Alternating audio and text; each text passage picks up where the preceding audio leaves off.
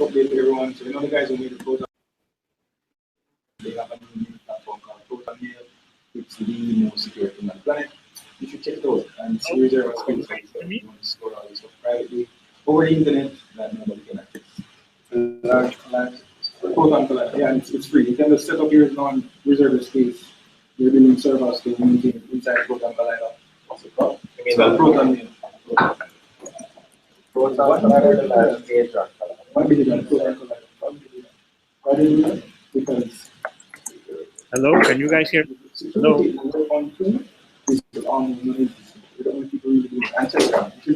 All right, are we on? I'm asking if you can hear us. Can you hear us, Gary?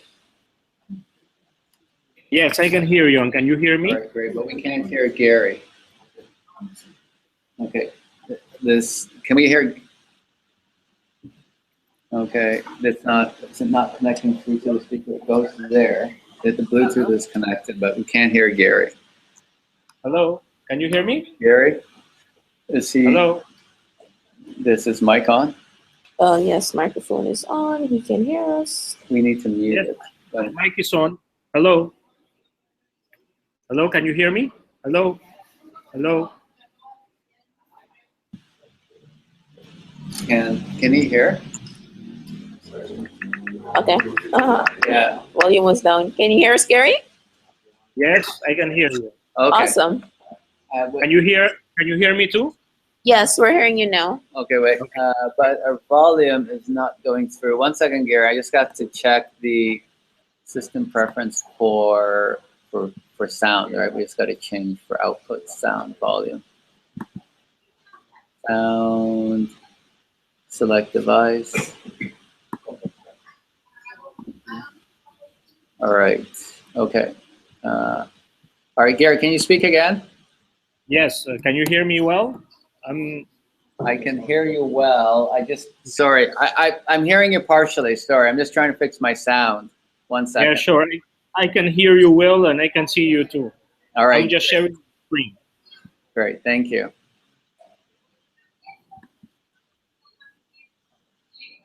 Other volume. Where is this? It's output speaker.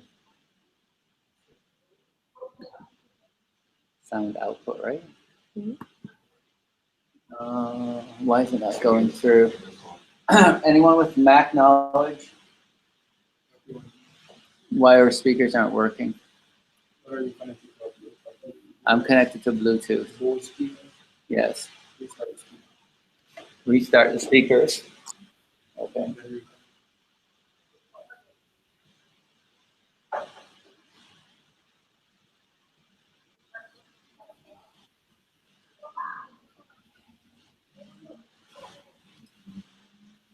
Were we just hearing? Yeah, we were on that actually. Can we go? The speakers are all up. Gary? Yes. Hello. Can you hear me? Hello. All right. Okay. I think on there, guys. Guys can hear. Yeah. All right. Okay. Good. All right. We're just gonna go with this, Gary. All right. We're just gonna go. Our normal speakers aren't working, but we'll just go out. Okay. All right. Fantastic. What I will do is I'm going to go on mute while you're speaking, Gary. And thanks for doing this. We actually have several people online also who are actually hearing this. So we have both people here at Startup Jamaica, some of them in the background, some of them on the side you can see.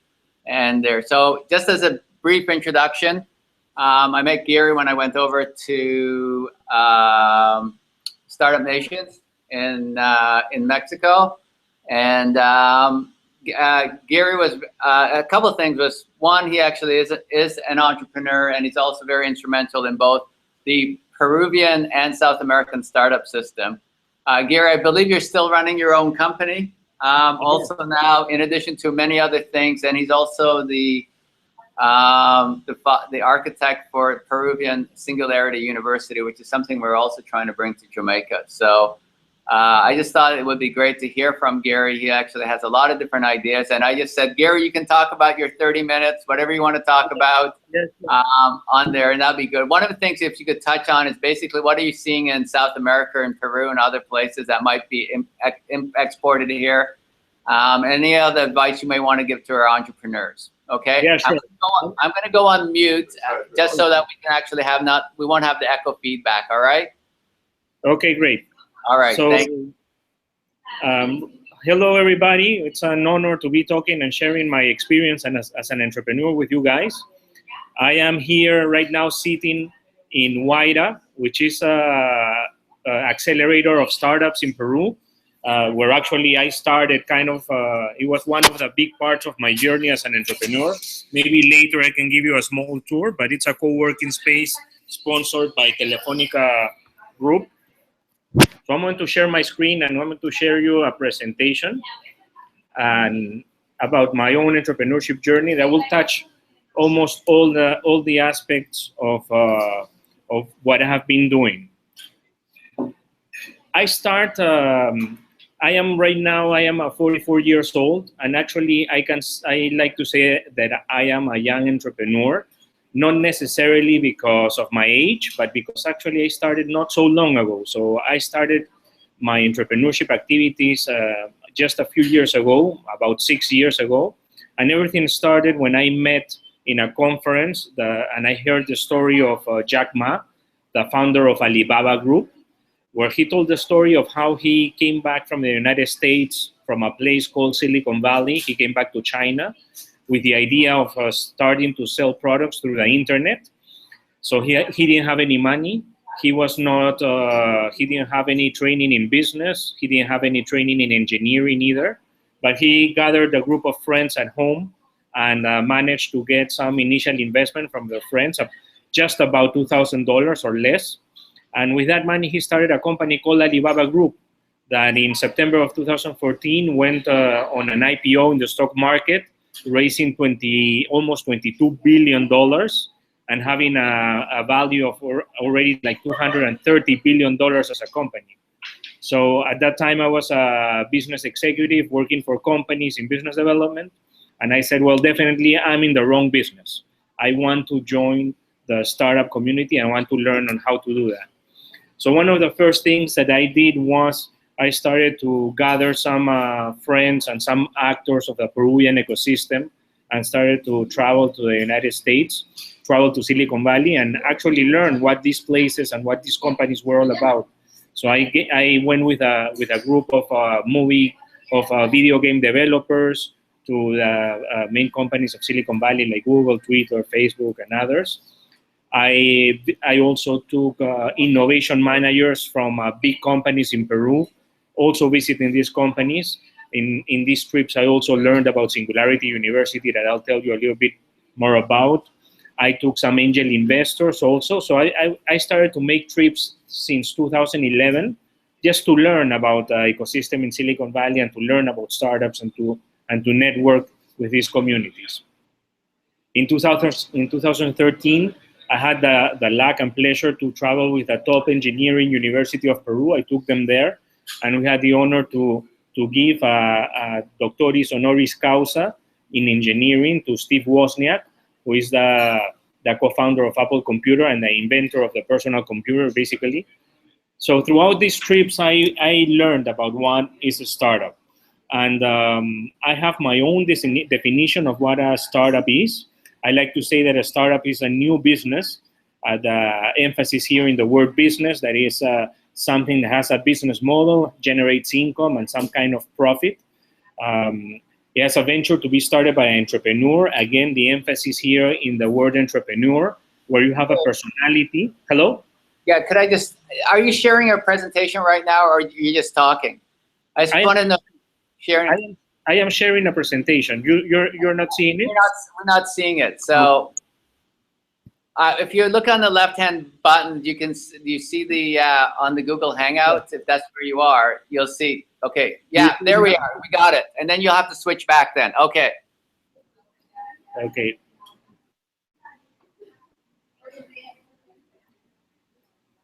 Do you see my presentation now?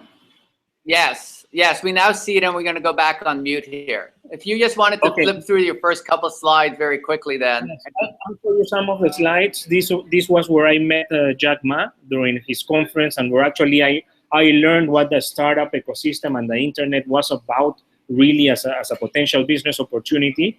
These are some of the trips that I went with video game developers, with innovation managers of companies, with investors from Peru, investors that are traditionally focused on investments in real estate, in construction, in retail, in just the traditional businesses. So together we started learning about what startups are.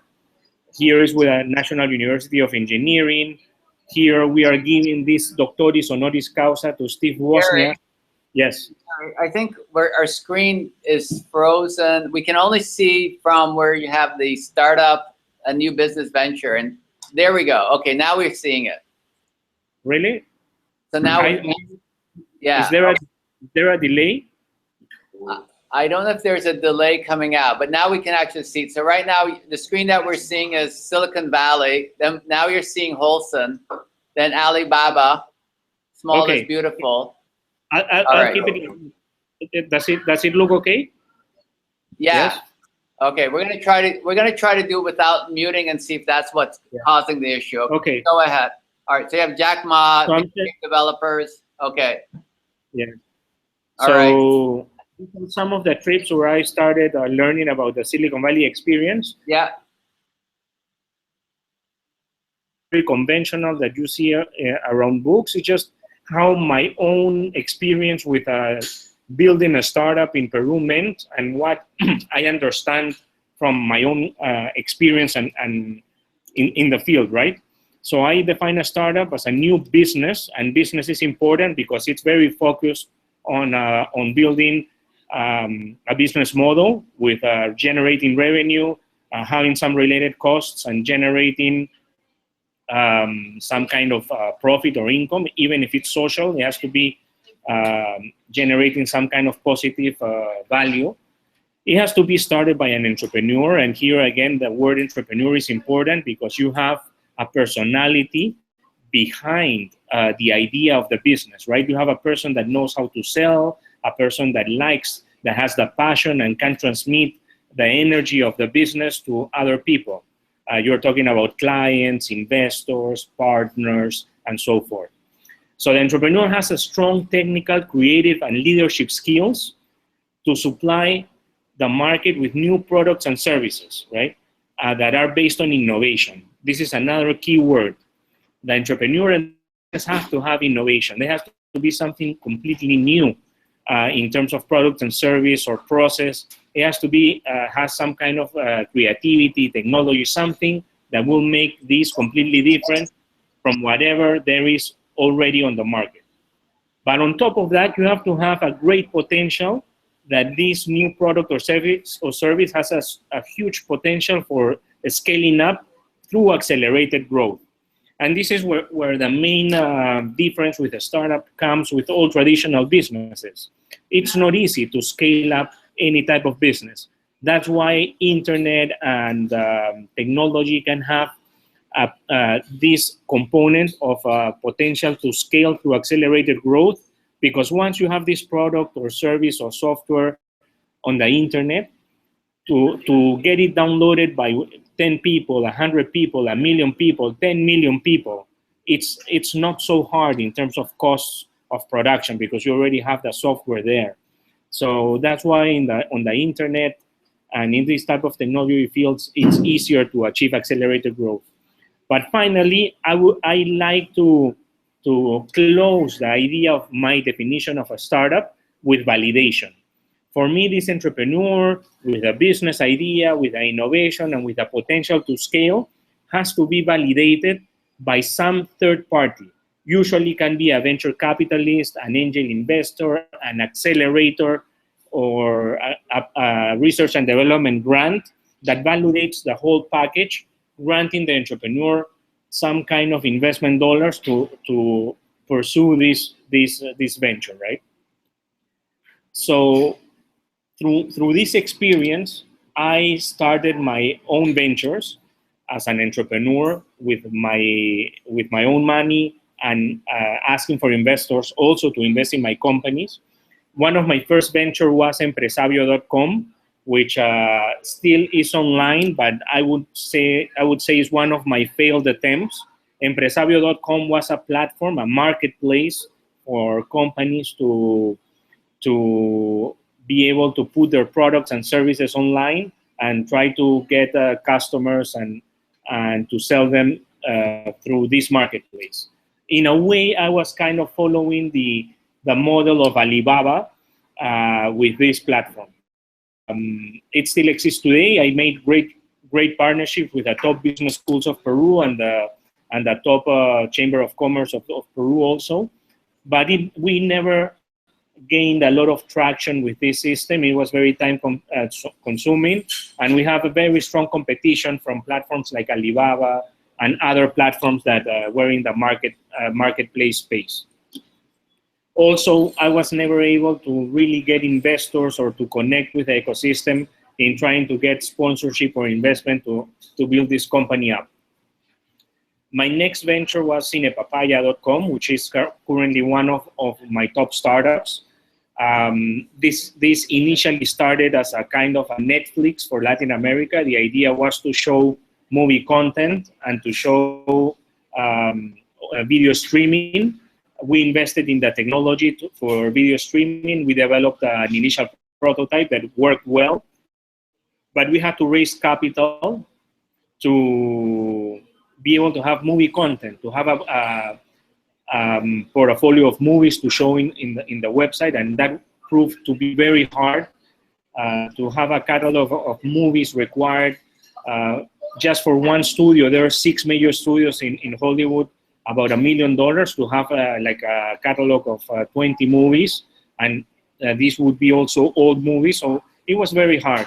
And at the same time, in 2012, when we started this project, Netflix announced that they were entering Latin America, and they were entering big in Peru, and other companies like Telefónica and Claro, which are like telecom companies, they were also entering the market, so we had to pivot. And we pivoted focusing on making our platform for movie showtime information. So in the past, to go to the movies, you had to go to the newspaper and look at the showtimes for all the movie theater chains. So we decided to place everything online and to do it through apps and through the web and make it a very simple solution. We called the platform initially Papaya. Papaya in Peru and some Latin American countries means that it's something very easy to use. So it had a good name. Cine in Spanish means movie. So with Cine Papaya, it was like easy way to find the movies. So we developed the apps for Android, Windows Phone, and for the iPhone. We presented the project to a grant by the government of Peru, and we received an initial grant to help us develop the platform. This was our initial seed capital, but at the same time, we started to present our project to different startup competitions. We presented to the Intel Challenge in Latin America, and we were the winner for Peru and finalist among 300 projects in Latin America. We presented it to WIDA, which is the accelerator from Telefónica Group. This is actually the offices where I am at right now. And we were the first generation of startups to be financed by WIDA. And we were selected among almost 1,200 projects presented. We presented a project to Startup Chile. So I was an entrepreneur, and I moved to Chile for 6 months, where we got $40,000 in capital to help us also in the development of our platform. Still being a very small company, just 3 or 4 founders, we were able to network and meet and get partnerships with companies like LG, with companies like Microsoft, where we developed partnerships to develop our platform. And we continued this experience, and I did it as an entrepreneur, to present our project in various competitions around the world. In 2013, we won the Pacific Alliance competition, which was a competition of startups between Chile, Peru, Colombia, and Mexico. In 2013, we won Intel Challenge for Asia Pacific, when we competed with startups from 23 countries in the Asia Pacific, including hardware and software from major countries like the United States, China, Taiwan, Singapore, Japan, Korea. So this was an important milestone for us. Through these competitions and these activities, we were able to network with important entrepreneurs like Jeff Hoffman, the co-founder of Priceline.com, with Steve Wozniak, co-founder of Apple Computer. We networked and met an important investor from Silicon Valley called 500 Startups. 500 Startups actually invested in Cine Papaya during one of our first investment rounds. We've networked with Richard Branson, the founder of Virgin Group. And here we are in a photo with Richard Branson and our angel investors in Cine Papaya. We're actually trying to have them invest the Virgin Group in Cine Papaya right now. As a company, I can share you some of our milestones. We were incorporated in May of 2012. We were 3 founders and a couple of people in our team, so we were just 5 people. We specialized with content for movies just in Peru and Chile, and we started selling movie tickets just in Peru. On our first year of operation, we sold about $3,000 in gross sales and less than $100 in profit. It was very, very small. In 2013, we increased our team to 13 people. We increased our footprint to 5 countries, and we added sales, not only in Peru, but also in Chile. By the end of 2013, we had a revenue, a gross sales of $750,000 in movie ticket sales. In 2014, we increased to 25 people, our team, our content to 11 countries, sales to Peru, Chile, and Colombia, and we closed the year with $2.5 million in ticket sales. By the end of last year, we grew a lot. We are a team of 60 people already, with content for movies in 26 countries, and sales already Peru, Chile, Colombia, Ecuador, and Bolivia, and with gross sales of about $8 million. And last year, we generated almost $750,000 in revenue for the company. So 2016 is an important year for us. We are really in a strong growth. We want to hire more people, more talent. We're raising a current round of investment. We are increasing the number of countries where we show showtimes by our web and apps. And we expect to reach a year with 15 countries selling movie tickets, and really see an exponential growth in our revenues. In 2014, in November, we received a $2 million investment from a company called Mobile in Brazil, which at that time valued our company in about $9 million. Mobile is part of a big group of investors from South Africa called Naspers, who have a strong portfolio of companies that include Tencent, which is like the Facebook and Twitter of China, and Flipkart, that is kind of the Amazon of India. And also, as Papaya, we have specialized in technology for ticketing.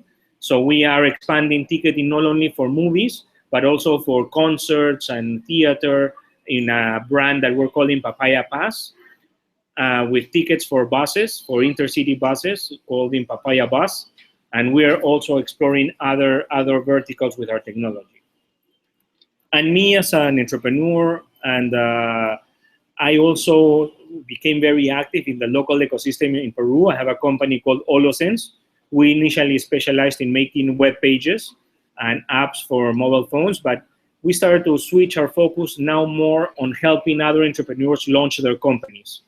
So we follow the same path as we did with Cine Papaya, with other entrepreneurs and their companies, and we were able to incubate a portfolio of startups, many of which are doing really well in Peru and Latin America. And I will share some of them with you. One is called Kun Food, which is an app to order food inside restaurants. We were able to have the startup also enter and get financing from Startup Chile, from Huayra, and from other funds. Reclutec, which is a kind of a LinkedIn for engineers. We were also we're able to get angel investors for them. Join Us, which is a platform for events and ticketing also. We got investors from Waira and from other sources. Karaoke Smart, which is one of our strongest startups in the portfolio. They make an app for singing karaoke. They're growing very strongly in Latin America, and they also received investment from Waira, and right now they're raising $500,000 in investment. We have been very lucky to have been selected by Harvard Business School from Harvard University as a model for startups in emerging economies. And every year we have been receiving a team from Harvard MBAs that come for 1 week to Peru to work on a project on innovation with us. So we have received them in 2014, 15, and now in January of 2016 also, both for Cine Papaya and Karaoke Smart already, and we have been working great innovation projects with them. And starting from 2014, 2015, we strengthened our relationship with Singularity University and started to think of bigger projects than just only apps for business to consumer or for apps for mobile phones. So we were thinking on how to make bigger impact on the type of project that we were incubating in Holosens. And Hoop is one of these projects that we started to work with. It has won competition from Startup Peru, from Startup Mexico, from Startup Chile. It won the Google Prize at Korea in 2014 also. Hoop is it's a device that allows people to be tested for STDs, and it connects the results to mobile devices. And the project is in research and development right now. The project was incubated in Singularity University.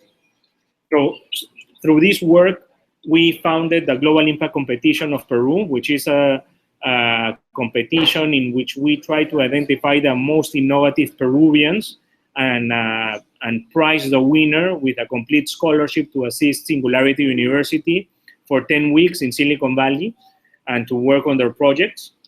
Singularity University is an academic institution in the middle of Silicon Valley in California. It is located at the NASA Research Park and has complete sponsorship from institutions like NASA, Autodesk, Genentech, Google, Cisco, Nokia, and others. The main idea of the Singularity University program is how to create projects that can impact in a positive way the lives of at least 1,000 million people, 1 billion people in the next 10 years. So there is a term for this. It's called moonshot thinking. It's how to use exponential technologies, great talent from people, and try to impact a lot of people using these technologies. The founder of Singularity University is Professor Ray Kurzweil from MIT. He's one of the top scientists around the world in artificial intelligence and robotics. And he's currently the director of engineering at Google. And Peter Diamandis from Harvard and MIT. He is the founder of the X Prize, the competition that created a prize. The X Prize came up with the idea of saying, we are going to give a check for $10 million to the first private team that can launch a person into space in a period of 2 weeks and bring them back to Earth alive. So just a few weeks and months after the competition was launched, many private teams started to develop their projects and proposals. And I believe it was like in 2008 or 2009, a team from the United States won the competition. They got the $10 million. They created a spacecraft to go on orbit and come back to Earth. And then that team was invested by Richard Branson and became the basis for Virgin Galactic. So Singularity University selects 80 innovators from all around the world every year with the idea of working on this with exponential technologies on these moonshot projects. And at the end of the program, they try to incubate and accelerate these projects and have them have some investment from Silicon Valley. So these 80 innovators are trained in the latest technologies, but top leaders and top companies in these technologies, which include subjects like artificial intelligence and robotics, biotechnology and informatics, medicine and neuroscience, nanotechnology and digital fabrication, networks and computer systems, space and sciences.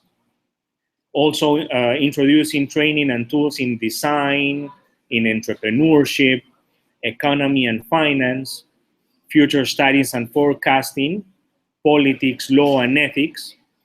And they focus on building teams that will work on solving the great challenges of the world. Their idea or their thesis is saying, how can we create the next unicorns of the world? How can we create the next billion-dollar companies? So they say, if we can solve the big problems and create users and customers that can buy us $1 per year, right? Just 10 cents per month on these products, we will create billion-dollar companies. So they're looking, let's solve the big problems, and we can find customers or users that can just consume our products for $1 in 1 year. Here you have your next unicorns. So if we can use these technologies to solve problems for food, poverty, environment, energy, education, health, security, water, then we will have projects and companies that can actually impact positively the lives of millions and billions of people, and at the same time create, through innovation and through the use of technology, sustainable businesses. So in this Singularity University program, during the first 7 weeks, you get exposed to all these courses from the top experts in these technologies, and visiting companies that are working with these technologies. And during the last 3 weeks of the program, these 80 innovators get together in teams, and they work on moonshot projects trying to solve, using these technologies, some of these problems that we talked about. So Singularity University has 2 ways in which they admit participants from around the world. And here I would like to invite all of you to apply to Singularity. Because if you apply directly to Singularity and you get accepted, you will get a complete scholarship from Google. Google will pay for a complete scholarship for you to attend there for 10 weeks. This includes housing and food and books and training and everything. And but applying, it's not easy. It's a very competitive program. It's like applying to Harvard or MIT. You get like 5,000 applications, and only 40 people are admitted directly and receive that Google scholarship. And the other way is through local global impact competitions in each country, in which the country finds local sponsors that can pay for the tuition and the costs of living in Silicon Valley. And then within the country, you make a competition of innovators and entrepreneurs, and the winner gets awarded this scholarship locally, which represents the country in the program in Silicon Valley. In the case of Peru, I am the founder and organizer of the competition in Peru. The government of Peru is financing the participation of a Peruvian in this program in Silicon Valley. And last year, we had 2 winners. And as part of the compromise and the commitment of the winners, they commit to write a blog post every week when they are in Silicon Valley, like sharing their experiences with photos and videos of whatever they're learning. After they complete the program, they have to come back to Peru, and they have to share their experience with at least 10 schools and universities. And they also support the organization of future competitions in the future. So last year we had actually 2 participants. One is Monica. She had a project where she created a drone from scratch that tracks pollution and flies itself to the source of the pollution using special algorithms that she developed. And Adolfo Valdivieso, he was the winner, and with a project on education using webcam technology, which is very impressive. We're launching again the competition this year, and we expect a lot of participants and to be able to send another Peruvian to Silicon Valley this year. And we are trying to support Startup Jamaica also to be able to launch a competition in Jamaica, and for at least to have one confirmed spot for a Jamaican national to be able to have a secured spot in Singularity every year. And we're doing the same with Puerto Rico, and probably this year there's also going to be a competition in Puerto Rico. And also, as an entrepreneur, I am very involved with other competitions and try to get synergies for the startups in the local Peru ecosystem, and to help them meet investors and network and get more access to more markets with these competitions around the world. Creative Business Cup is a competition related to Global Entrepreneurship Week. We organized a competition in Peru. I'm not sure if it's organized in Jamaica yet, but I will be happy to connect you with them. And just like that, we are very connected with other competitions around the world and other startup opportunities and other opportunities for startups around the world. So, well, this is my experience. Like I said, I am also an entrepreneur. I'm a young entrepreneur. I have just about 5 years in this industry. I am still learning. Right now, for my startups in Papaya, we're going for our first big series of investment. We're trying to raise $10 million. It's not easy. I am learning by doing. I just came back from Silicon Valley, meeting with big investors. We're at a period where we are too small already for the investors that we know, so they cannot invest. We're too small for the investors in Silicon Valley still, that are used to writing checks for $10 million, $15 million, and we're too big for the investors that we already know in the region, because they're used to writing checks for $100,000, $500,000 maximum. So we're on this path of trying to identify the right investors and learning by doing it also, and hopefully we'll have good news for this startup in the coming weeks. So that's it. I don't know if you have any questions. Please go ahead and ask them. Yeah. We do have questions. Gary. Thanks very much for that. We will have some questions here. And what we'll do is we'll ask the question and then mute the microphone, because we're getting feedback.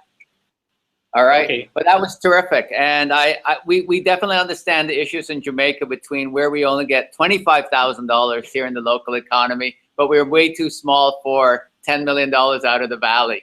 So guys, you just want to come up to introduce yourself to Gary and then ask. Well, I can tell you that in the experience between Jamaica and Peru, I am sure it's not so far away. I started in Papaya with a check of $25,000. That's how we started, with nothing, right? And we were able to build a company. Right now it's valued at over $30 million with a check of $25,000.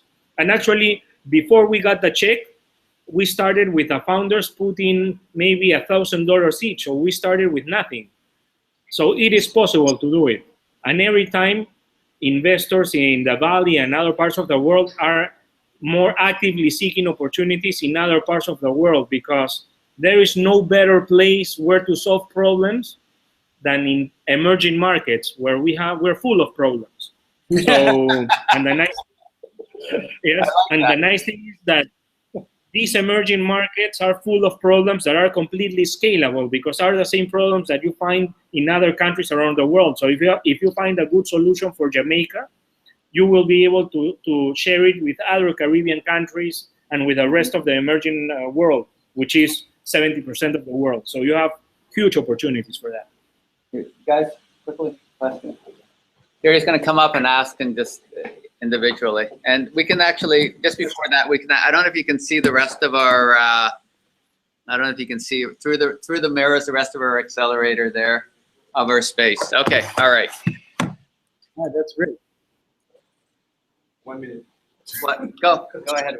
Right. Hi, Gary. I'm Winston Wilkins. I run a company called Startup Robot. We help with business registration and compliance as a digital solution.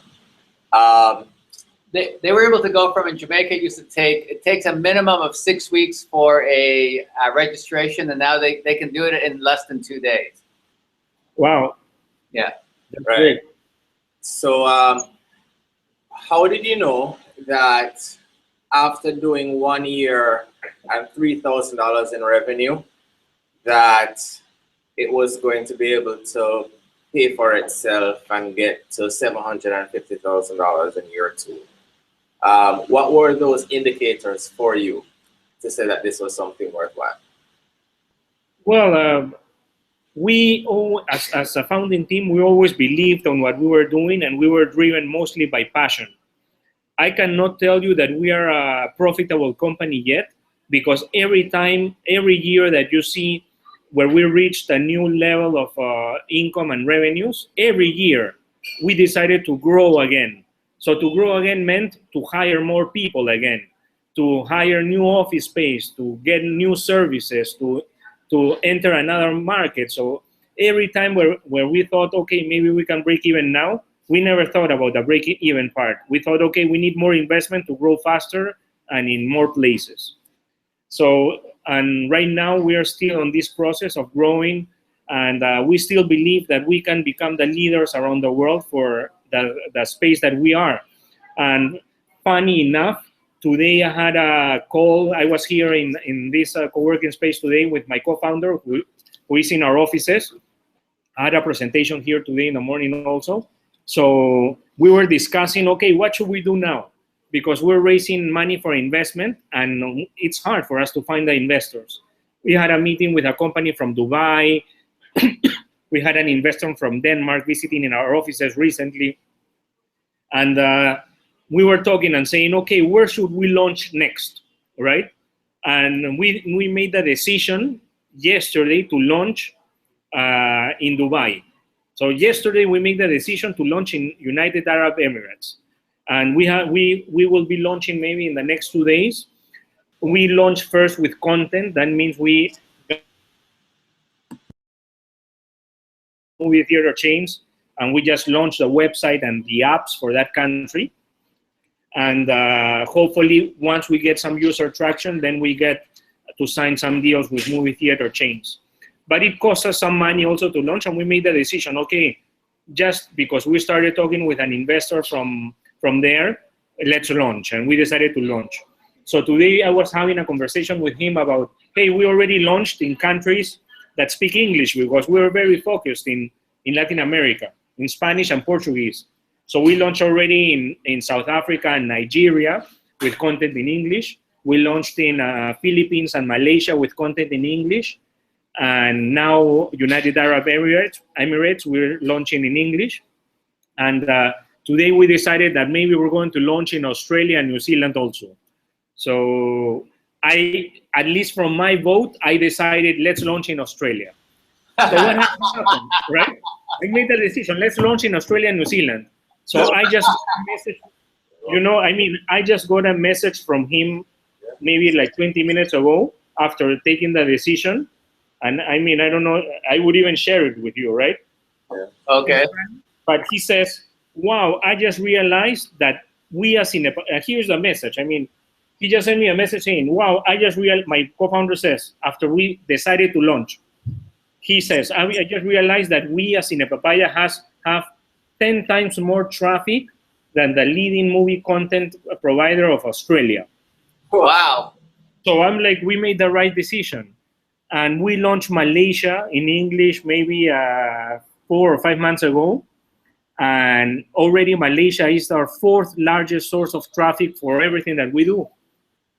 So we just believe on what we do, and we just don't hesitate to launch. In terms of profit, I can tell you we're not profitable. We are still struggling.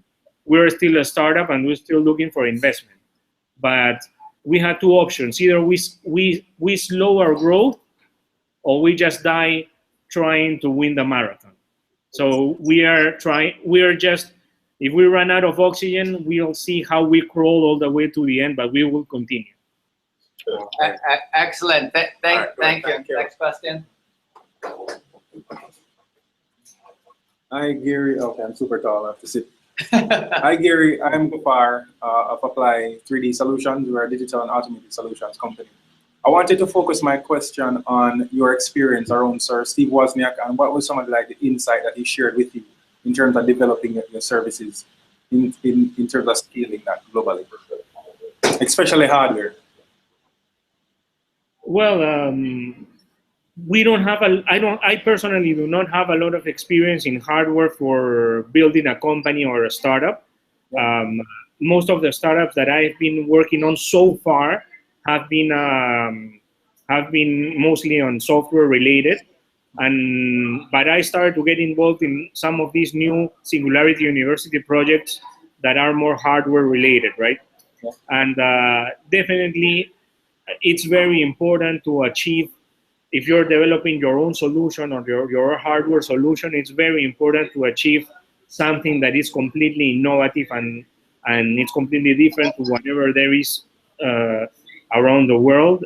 Or if there is something already in that competitive space, you have to make sure that something in this product is completely different. Okay. Also, you have to be able to. I remember a lot of hearing Steve Wozniak talk about how he developed his first personal computer and how he developed his first computers, and he talked a lot about this in regards to hardware. And this is very funny because he said he started when he was 18, 19, 20 years old, first year in university. He had no money at all. At that time, there was no Silicon Valley investors. That was everything started at that time. So he said he used to design his computers and his boards on paper. He said that he would spend the whole week and days and not sleeping just designing on paper. And he said he could design and replicate almost any computer that was available. And he spent $0 because he only designed knowing what each component did and putting them together in paper and imagining how this works. And from what I understand now, a lot of these electronics and processing has a lot of software that allow you to design already in software. We have to invest a lot in hardware, right? That's correct, right? Yeah. So I think focusing on developing something unique in this way and making sure to protect this intellectual property in trying to patent it and try to protect this intellectual property is very important. And to always also think that if you already have a prototype that is going to be working either in the virtual world, in the computer, or in the paper where you have designed it, or if you actually find the funds to build the prototype and make it work, you also have to think, like Steve Wozniak likes to say, always on how to put the pieces together to make it the least expensive when you make your prototype. Steve Wozniak used to say that one of the things he liked the most when he built his computers on paper was how can he use less components and do exactly the same thing in a more efficient way. So this is what's going to bring you your innovation and to build the hardware in an efficient way. Because at the end, you can partner with companies in China or Singapore or Korea to manufacture your prototypes already in a scalable and commercial way. But protecting your IP is very important. All right, thanks, man. You guys have more questions? Yeah, it's okay. It kind of was answered already. You guys have any more questions? Yes? No? Yes? Yeah, I might have one. All right, okay. Gary, I want your views on doing localized manufacturing from the Caribbean. And do you believe that this is something that we can scale over the next 10 years in the Caribbean to build products from the Caribbean using software and hardware integration to do that? Oh, the mic's off. Sorry. So is this a question? What do I think about doing it from the Caribbean? Localized manufacturing from the Caribbean, building products from the Caribbean for the world. We have the materials here. What we don't really have is an ecosystem to do the refining of the different materials and then building products for global expansion. So what's your view on that? I think each country has its own objectives and competitive advantages, right? If you right now do not have the infrastructure to do it, I don't know if you have it or not. I really don't know. Then I wouldn't suggest. I wouldn't suggest to use that path. Yeah. You have to try to focus on using the infrastructure and the platform that you have available. So the world is completely interconnected right now. So if you need a very sophisticated laboratory for hardware, you can, like I say, you can make all your design in the Caribbean, and then you can go and manufacture wherever the infrastructure is and wherever is going to be cheaper. And I think that would be a better strategy. Remember that Apple designs everything in Silicon Valley and they manufacture in China. And the same for Samsung, right? They have a strong infrastructure for manufacturing in Korea, but still all their mass production is made in China. So trying to replicate and invest a lot of money for an infrastructure for manufacturing, I wouldn't say it would be a great path, because at the end, the money is not in the manufacturing. The money is in the design and the intellectual property and the creation of know-how. So I would focus on that. Okay, thanks, man. I have a question. Quickly, go ahead, quickly. Hi, Gary. My name is Justin Dixon, and my startup is called Diamango, and we make game development tools to aid people in planning, creating, collaborating, and disseminating. However, my original startup is called Avos, and that startup is geared towards creating what we call arc towers, which essentially convert carbon dioxide to less harmful elements. So I'm trying to figure out what's the environment like for startups like Avos, who actually want to go into something unique as converting carbon dioxide to less harmful elements, something that's not typically done. Well, can you repeat exactly again the question, because I couldn't hear you very well. Yeah, I'm saying, what is the environment like in countries like yours for startups, like for hardware startups like Avos, who would focus on creating industrial-sized machines to do things like converting gases like carbon dioxide into less harmful elements? Okay, I think the startup ecosystem in Peru, Chile, and Colombia, from what I see, it's still a very early stage. I mean, we are early also in the development of the type of projects that we're working on.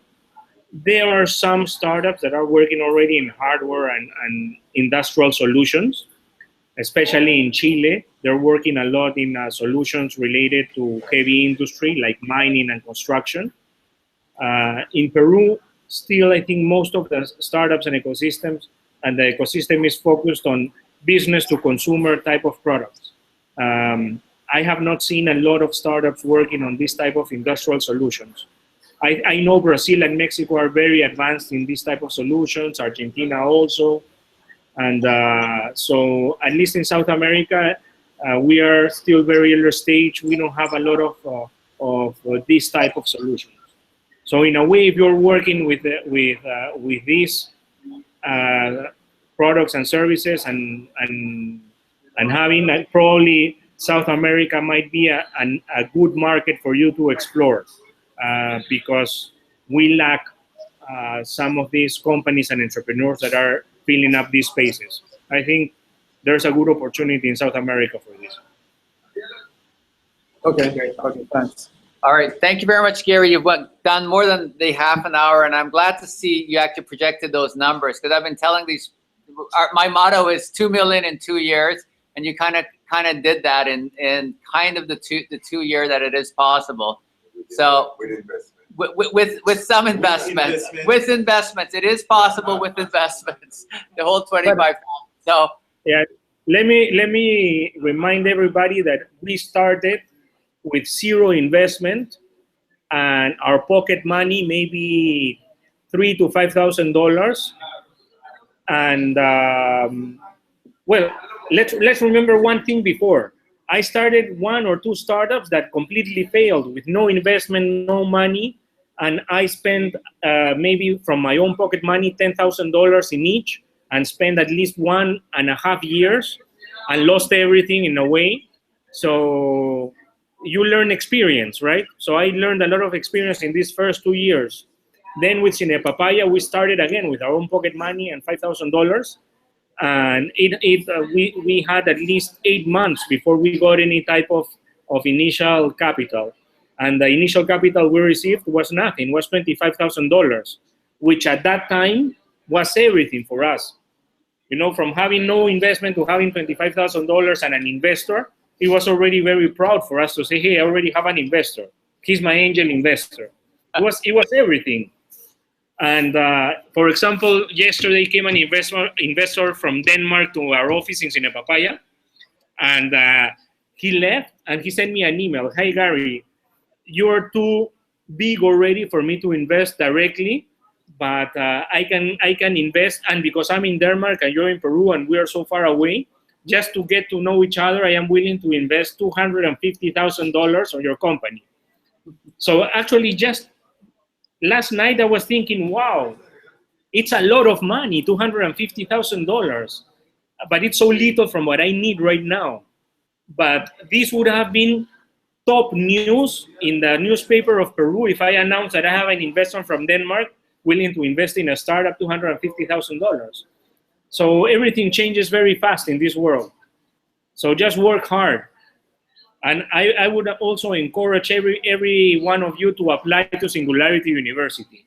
Just the application process and learning about it will make you think in bigger ways, to think in solutions from Jamaica to the world, and just try to do it.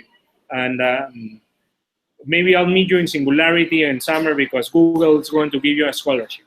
Yes, sir. Yay. All right, Gary, thank you. And thank you very, very much for this. And one of the things I'm going to ask, if you can send me your presentation, because it can kind of get jumbled if you're able to. Send us your presentation so I can just pass it around for them, because we missed the first part of it. At the end, okay. It actually was able to do it. So I appreciate it. Thanks a lot for doing this. And I think everyone really enjoyed it. Thank you. Okay. Thank you. Bye. Bye. Thank you. Bye.